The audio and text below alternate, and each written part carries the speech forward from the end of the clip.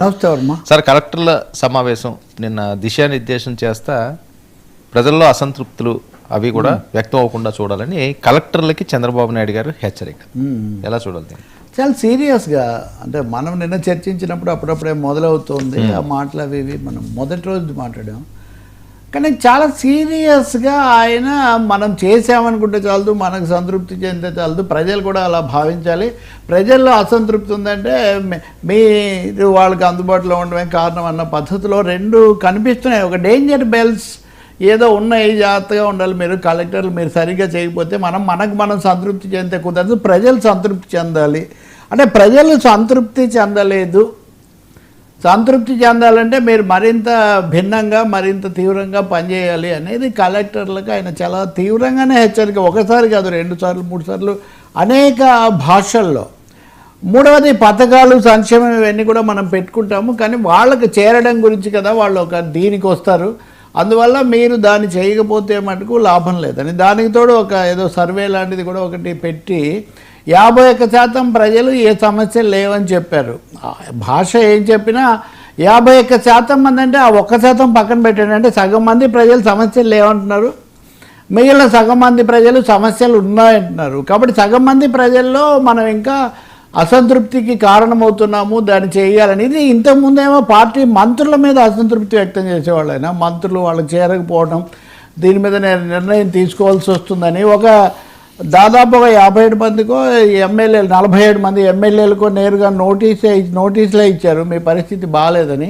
ఇక్కడ కలెక్టర్ల మీద అంటే మంత్రులు అయిపోయి ప్రజాప్రతినిధులు అయిపోయి పరిపాలన చూసేటటువంటి అధికార యంత్రాంగం మీద కూడా చంద్రబాబు నాయుడు ఒక తీవ్ర అసంతృప్తి. అంటే ఆయన ఇక్కడ చూపిస్తున్న అసంతృప్తికి కారణం ప్రజల్లో నుంచి ఈ సర్వేలు వీటన్నిటి నేపథ్యంలో అసంతృప్తి వస్తుంది అని చెప్పినట్టుగా స్పష్టంగా కనిపిస్తుంది. ఇంకా పథకాల అమలు గురించి చెప్పడం ఒకటైతే అంతకంటే తీవ్రమైంది పదే పదే మాట్లాడుకుంటుంది. మీరు వ్యాపారస్తులను పారిశ్రామికవేత్తలను మీరు తక్కువగా చూడొద్దు, వాళ్ళేదో నష్టం చేసేవాళ్ళు అన్నట్టుగా చూడొద్దు. మనకు అధికారాలు ఉన్నాయి, పదవులు ఉన్నాయి కాబట్టి వాళ్ళకంటే మనం ఎక్కువ అన్న భావన ఏమాత్రం ఉండొద్దు. అంటే మీరు తప్పకుండా ఈజ్ ఆఫ్ డూయింగ్ బిజినెస్ అన్న దాంట్లో ప్రపోజల్స్ ఈ ప్రైవేట్ ఎంటిటీస్ వీటిని బాగా ఆదరించి మీరు వాళ్ళకి ఎక్కువగా కల్పించాలని. ప్రజల విషయానికి వస్తేనేమో ప్రజలు మనం చేస్తున్నాము, పథకాలు ఇస్తున్నాము, అన్నీ చేస్తున్నాము. ఒక ఉదాహరణ కూడా ఇచ్చారు. నేను 15,000 పెన్షన్ ఇచ్చాను, అయినా కానీ కొంతమందికి సంతృప్తి కలగలేదనుకోండి, వాళ్ళది తప్పని నేను అన్నాను. ప్రజల్లో అలా ఉంటుందని. అంటే ప్రజల విషయానికి వచ్చేసరికేమో ప్రజలు చేస్తున్న సంతృప్తి అనేది తగినంతగా రావట్లేదు కాబట్టి అధికారులు ఉండాలని. అదే పారిశ్రామికవేత్తలు ఇన్వెస్టర్ల విషయానికి వస్తే మటుకు కలెక్టర్లు తాము కొంత ఎక్కువ అనుకుంటున్నారు, లేకపోతే పదవులు చూస్తున్నారు, వాళ్ళే రావాలని మీరు అనుకోకండి. ఈ పద్ధతులు అంటే ఖచ్చితంగా చెప్పాలంటే ఇన్వెస్టర్స్కు కొంచెం బూస్ట్ ఇచ్చే పాత్ర కలెక్టర్లు తీసుకోవాలి. ఒక ఫీలింగ్ ఏదో మీలో ఉంది, వీళ్ళు వ్యాపారం కోసం వస్తున్నారు, వాళ్ళు దీనికోసం వాళ్ళు వస్తున్నారు, కానీ మన కోసం ఏం కాదు కదా అని మీరు అలా భావించడానికి లేదంటే ఖచ్చితంగా చెప్పాలంటే ఆయన ప్రాధాన్యత ఈ పెట్టుబడులు పెట్టేవాళ్ళు వ్యాపారవేత్తలు వీళ్ళకు కలెక్టర్లు చాలా ఎక్కువగా ఇవ్వాలి, ఇప్పుడు ఇస్తున్నది సరిపోవడం లేదు అనే భావన ఆయనలో ఉన్నట్టుగా కనిపిస్తుంది. ఇంకా మూడోది పథకాలు వీటికి సంబంధించి కూడా డేటా గురించి ఇవన్నీ కూడా అవన్నీ కూడా ఇస్తూ వచ్చారు. మళ్ళీ కొత్త దీనికి వెళ్తామని. ఇంకొకటి గ్రామాల్లో 70% ఈ అటెండెన్స్, ఈ సచివాలయాలు అక్కడ ఉన్నటువంటి సచివాలయ సిబ్బంది వీళ్ళ చాలా తక్కువగా ఉంది. దాని పేరు కూడా ఇప్పుడు మార్చి స్వర్ణగ్రామ ఇట్లాంటిది ఏదో పెడతాము అని. అంటే మరే నేమ్ చేంజ్ అనే పాలిటిక్స్ జరుగుతున్నాయి కదా. కాబట్టి ఇదివరకు వాలంటీర్లు అనేవాళ్ళు దాదాపు వాళ్ళను డిస్కంటిన్యూ చేశారు. ఇప్పుడు సచివాలయాల పేర్లు కూడా మార్చడము అనేదానికి దీనికి వస్తున్నారు. ఎక్కువ అసంతృప్తి వాళ్ళ మీద ఉంది అని దానికి కారణం కూడా ఉంది కదా. అంటే అంతకుముందు ఏవో ఇంటికి వచ్చి ఇచ్చిన పరిస్థితి అది ఇది పోయి, కాబట్టి సచివాలయాల పేరు తీరు మార్చాలి అన్న పద్ధతిలో ఆలోచిస్తున్నట్టుగా కూడా కనిపిస్తుంది. ఇవన్నీ కూడా రేపు ఏప్రిల్ నుంచి సంక్షేమ క్యాలెండర్ అనేది చాలా భారీగా ప్రకటిస్తాము. అక్కడి నుంచి దాన్ని పూర్తిగా ఇదంతా డేటా డ్రివన్గా ఉండాలి.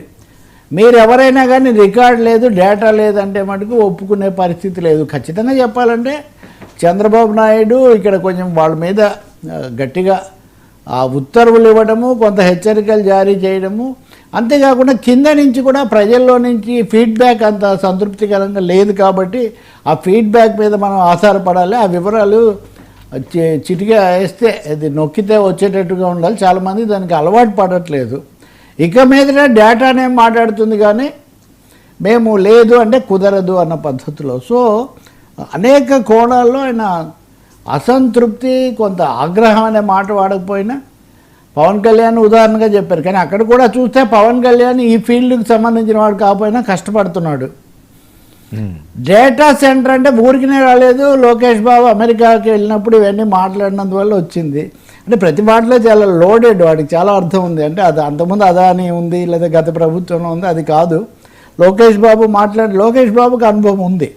పవన్ కళ్యాణ్ వేరే ఫీల్డ్ నుంచి వచ్చి కష్టపడుతున్నాడు. మొన్న వేదిక మీద నేను చెప్తే అప్పటికప్పుడు ఇచ్చేశాడు అని ఆయన చెప్తూ ఉన్నారు. కాబట్టి అనేక కోణాల్లో చంద్రబాబు నాయుడు కొంచెం పారా హుషార్, డేంజర్ బెల్స్ వస్తున్నాయి కింద నుంచి, దీన్ని మనం అందుకోవాలి, దెబ్బతింటే మటుకు ఏమాత్రం ఉపయోగం లేదనే మాట చెప్తున్నట్టు కనిపిస్తుంది. కానీ చాలా సందర్భాల్లో ప్రసంగంలో చాలాసార్లు గత ప్రభుత్వం చేసినటువంటి విధ్వంసం, దానివల్ల వచ్చినటువంటి భారం, డబ్బులు తీసుకోవటం, వాళ్ళు అధిక వడ్డీకి తెచ్చినందువల్ల దాన్ని మళ్ళీ రీషెడ్యూల్ చేస్తున్న దాని ప్రయత్నం, ఇట్లాంటివన్నీ కూడా చెప్పారు. కానీ on the whole collectors meeting, అంతకుముందు కూటమి మీటింగులు, వీటన్నిటిలో కూడా ఆయన వచ్చే ఎన్నికలకు సిద్ధం కావటం అనే ఎలక్షన్ మోడ్లోకి తీసుకుపోతున్నట్టుకు తప్పకుండా కనిపిస్తుంది.